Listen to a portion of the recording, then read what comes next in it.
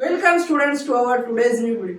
हमारे बॉडी में रोज हर सेकंड कई लाखों सेल डैमेज होते हैं और कई सेल इस डैमेज की वजह से मर जाते हैं। कुछ कंट्रोल्ड वे में जिसे हम अपोप्टोसिस के नाम से जानते हैं और जो अनकंट्रोल्ड वे में फट जाते हैं उसे हम नेक्रोसिस कहते हैं। तो स्टूडेंट्स, नेक्रोसिस एक ऐसा सेलुलर डेथ का मैकेनिज्म है जो एक अनकंट्रोल्ड वे में होता है। कंट्रोल्ड वे में अपोप्टोसिस होता है जिसमें कई एंजाइम होते हैं, कैस्केड ऑफ रिएक्शन होती है। पर नेक्रोसिस एक uncontrolled way of cell death है। इसके अंदर सेल अनकंट्रोल्ड वे से डिग्रेड हो जाता है और फट जाता है, यानी इसका डिग्रेडेशन होता है। स्टूडेंट्स, आज की वीडियो में हम देखने वाले हैं कि नेक्रोसिस क्या है, इसकी कॉजेस क्या है, इसका मैकेनिज्म क्या है और कौन से एंजाइम इन्वॉल्व होते हैं नेक्रोसिस के पीछे और नेक्रोसिस इतना खतरनाक क्यों है। तो स्टूडेंट्स, चलो स्टार्ट करते हैं नेक्रोसिस के बारे में। तो स्टूडेंट, नेक्रोसिस एक ऐसा शब्द है जो बहुत ही कॉमनली इंजुरीज के वक्त प्रोनाउंस किया जाता है। नेक्रोसिस का मतलब है सेल रप्चर, सेल डेथ। तो स्टूडेंट, नेक्रोसिस क्यों होता है? नेक्रोसिस के पीछे 4 रीजन है: एंजाइमा, टॉक्सिन्स, बैक्टीरिया, कंटेमिनेशन या फिर आपकी सेलुलर इंजुरी। तो स्टूडेंट्स, सेलुलर इंजुरी की वजह से हमारे जो सेल है उसके अंदर कई ऑर्गेनल्स डैमेज हो जाते हैं और इस वजह से एटीपी का डिप्लेशन होता है, कैल्शियम का इन्फ्लक्स होता है और इन वजह से नेक्रोसिस होता है। तो स्टूडेंट, नेक्रोसिस क्या है? नेक्रोसिस आप सादी भाषा में समझने गए तो एक अनकंट्रोल्ड सेल डेथ है। सेल डेथ दो तरह की होती है, एक कंट्रोल्ड और दूसरी अनकंट्रोल्ड। तो सेल का लाइसिस कंट्रोल्ड भी होता है और अनकंट्रोल्ड भी। तो नेक्रोसिस एक uncontrolled way of cell lysis है।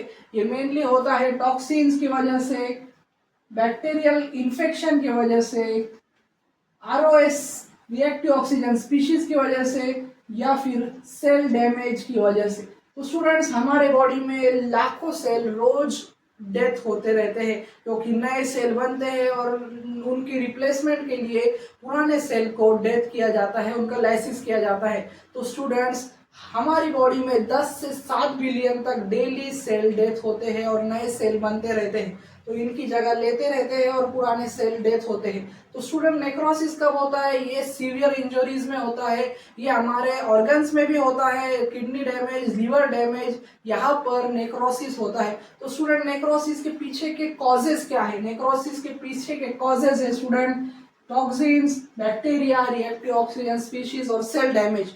पर इसके अंदर क्या मैकेनिज्म इन्वॉल्व है वो हम देखने वाले हैं। तो स्टूडेंट्स, नेक्रोसिस ये एक सिंपल डायग्राम की मदद से हम देखेंगे। एक नॉर्मल सेल है, नॉर्मल सेल के अंदर कुछ भी नहीं हुआ है, ये नॉर्मली फंक्शनिंग कर रहा है। पर अब यहाँ पर हो गई है इंजुरी और सेलुलर स्ट्रेस। तो सेल के अंदर इंजुरी होने की वजह से या सेलुलर स्ट्रेस होने की वजह से सेल एक ऐसे स्टेज में चला जाता है जिसे रिवर्सिबल इंजुरी कहते हैं। यानी यहाँ से अगर सेल को प्रॉपर न्यूट्रिएंट्स मिले, प्रॉपर उसकी मेडिकेशन हुई तो वो ट्रीट हो सकता है अगर बैक्टीरियल कंटेमिनेशन है तो। और अगर सेलुलर डैमेज है तो प्रॉपर ऑक्सीजन की वजह से उसे ट्रीट किया जाता है, प्रॉपर न्यूट्रिएंट के अपटेक की वजह से। तो स्टूडेंट, रिवर्सिबल इंजुरी स्टेट में जाता है जहां पर माइटोकॉन्ड्रिया नॉर्मल फंक्शनिंग नहीं करता, वो एटीपी सिंथेसिस बंद कर देता है, माइटोकॉन्ड्रिया स्वेल होने लगता है और फिर वो एक ऐसी कंडीशन में चला जाता है जिसे इरिवर्सिबल इंजुरी कहते हैं। और ये क्यों होती है? ये मेनली होती है उस सेल को न्यूट्रिएंट ना मिलने की वजह से और फिर वो सेल निक्रोसिस की तरफ बढ़ता चला जाता है। तो स्टूडेंट्स, इरिवर्सिबल इंजुरी की कंडीशन मेनली कैल्शियम इन्फ्लक्स की वजह से होती है और एटीपी की कमी की वजह से। तो स्टूडेंट, एटीपी की कमी क्यों हुई है? क्योंकि रिवर्सिबल कंडीशन में माइटोकॉन्ड्रिया स्वेल होने लगा था। और माइटोकॉन्ड्रिया स्वेल क्यों हो रहा है? क्योंकि सेलुलर डैमेज और सेलुलर स्ट्रेस की वजह से और इंजुरी की वजह से। तो एटीपी नहीं रहेगा। तो एटीपी बहुत इंपॉर्टेंट है हमारे सेल के अंदर, ये कई ट्रांसपोर्ट में इन्वॉल्व होता है और सोडियम पोटेशियम का इफ्लक्स करता है। तो रिवर अगर एटीपी कम रहेगा तो हमारे सेल के अंदर सोडियम का कंसंट्रेशन बढ़ता ही चला जाता है और सोडियम का कंसंट्रेशन बढ़ने पर ये सेलुलर डैमेज करता है। और फिर यहाँ पर कुछ 4 एंजाइम प्ले करते हैं इंपॉर्टेंट रोल। 4 एंजाइम कौन से है स्टूडेंट? सबसे पहला एंजाइम है फॉस्फोलाइपेज।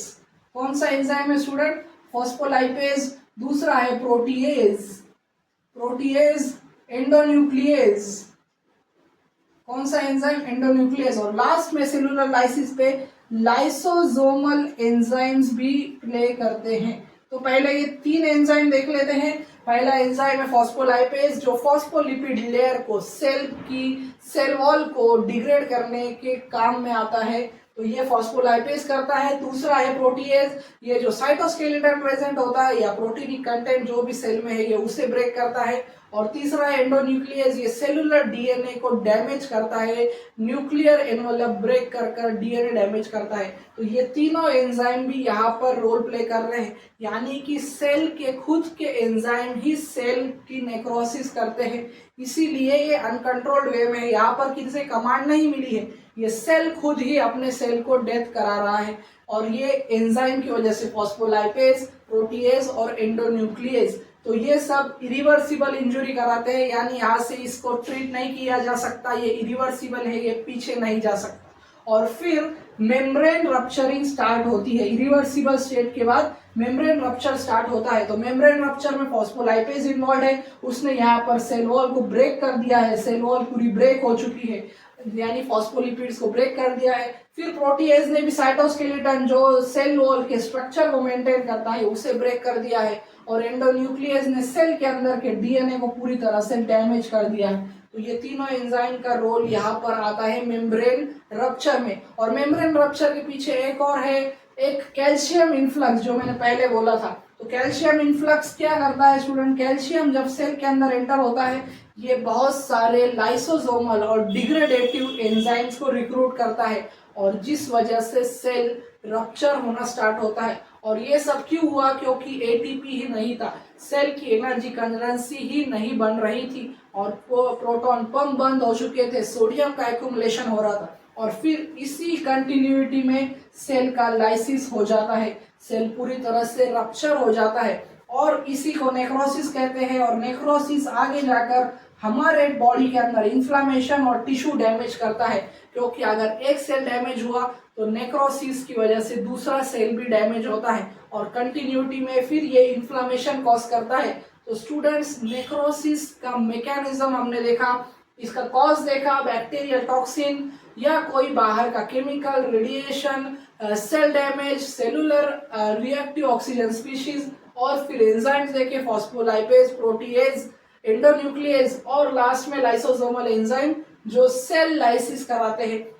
और नेक्रोसिस के बाद हमारे बॉडी में इन्फ्लामेशन होता है और टिश्यू डैमेज होता है। तो स्टूडेंट्स, नेक्रोसिस को सिंपल भाषा में आप अनकंट्रोल्ड सेल डेथ भी कह सकते हैं। और नेक्रोसिस हमारे बॉडी में कब होता है? ये सीवियर इंजरीज में, एक्सीडेंट्स में, जब जहां पर आपकी सेल, बहुत सारे टिश्यूज डैमेज हुए हैं एक्सीडेंट की वजह से, या फिर टॉक्सिन्स की वजह से, या फिर कुछ बैक्टीरियल इन्फेक्शंस की वजह से। तो नेक्रोसिस हमारे बॉडी में होता रहता है, और इसे अनकंट्रोल्ड सेल डेथ भी माना जाता है। तो स्टूडेंट्स, ये था वीडियो नेक्रोसिस के ऊपर, जिसके अंदर हमने इसका मैकेनिज्म देखा, कॉज देखा, एंजाइम कौन से इन्वॉल्व है और किस वजह से नेक्रोसिस होता है। तो स्टूडेंट्स, मुझे उम्मीद है कि आपका कंसेप्ट नेक्रोसिस के बारे में इस इरिवर्सिबल इंजुरी और रिवर्सिबल इंजुरी की जैसे ही क्लियर हो चुका होगा। और ऐसी वीडियोस के लिए मेरे चैनल को लाइक करें, शेयर करें और सब्सक्राइब करना ना भूलें। Thank you for watching.